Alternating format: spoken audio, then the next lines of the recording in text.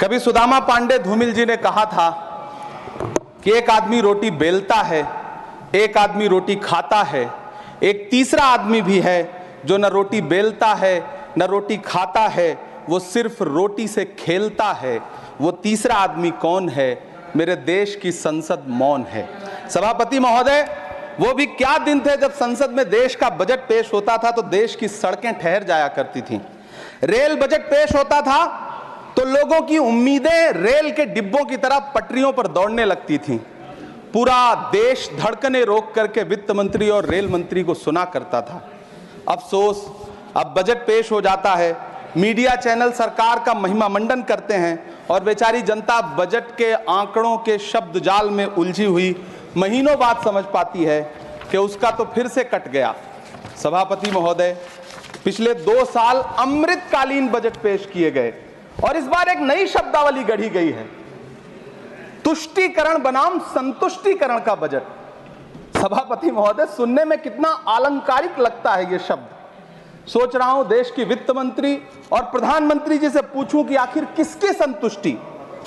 जिस बजट में मनरेगा के लिए 1 रुपए की बढ़ोतरी ना हो, वही पुराना 86,000 करोड़, जबकि पहले ही 9,754 करोड़ का घाटा हो, जिस मनरेगा से करोड़ों मजदूरों के घर में चूल्हा जलता हो, उस मनरेगा में काम करने वाले गरीब मजदूरों के लिए अगर आपके खजाने से 1 रुपया भी इजाफी नहीं निकल सका तो भला कौन संतुष्ट हुआ साहब? इस देश का गरीब मजदूर या आपके उद्योगपति दोस्त? वो जो महाराष्ट्र में लोकसभा और विधानसभा के बीच में 40 लाख मतदाता बढ़ाए गए थे, अरे उन्हीं के लिए मनरेगा का थोड़ा सा बजट बढ़ा देते। क्या उसमें मनरेगा का एक भी मजदूर नहीं था 40 लाख लोगों में? सारे के सारे 12 लाख की छूट वाले से आगे के लोग थे।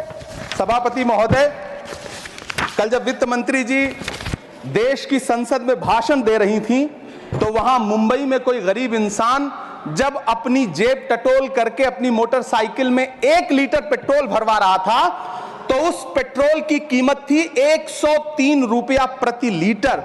आखिर इतना महंगा पेट्रोल डीजल खरीद के कौन संतुष्ट हो रहा है?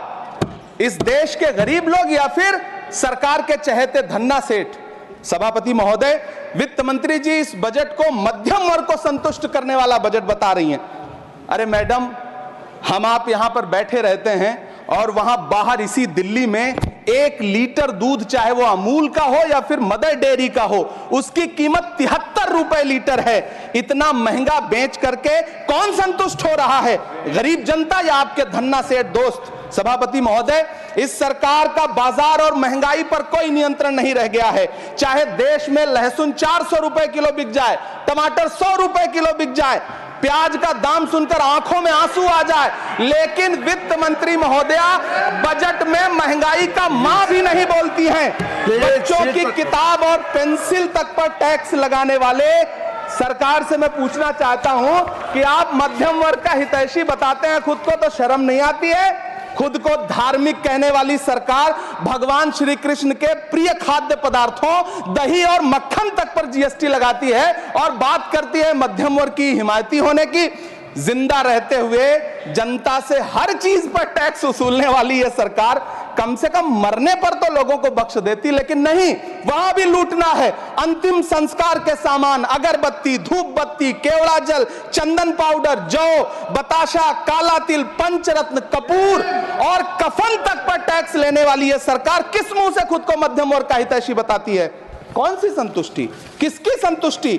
कदम कदम पर टैक्स देकर लुटने वाली जनता की या फिर जनता से टैक्स वसूल करके धन्ना सेठों का खजाना भरने वाली सरकार की? किसकी संतुष्टि? सभापति महोदय, 18 अगस्त 2015 आरा का बिहार का ऐतिहासिक मैदान, सजा हुआ मंच, हजारों की भीड़ और सामने खड़े हुए देश के प्रधानमंत्री का भाषण। बिहार के भाइयों बहनों, आज मैं बिहार के लिए पैकेज की घोषणा कर रहा हूं। 50,000 करोड़ कर दूं कि ज्यादा कर दूं? अखिलेश भाई, 60,000 करोड़ कर दूं कि ज्यादा कर दूं? 70,000 करोड़ कर दूं कि ज्यादा कर दूं? 80,000 करोड़ कर दूं कि ज्यादा कर दूं?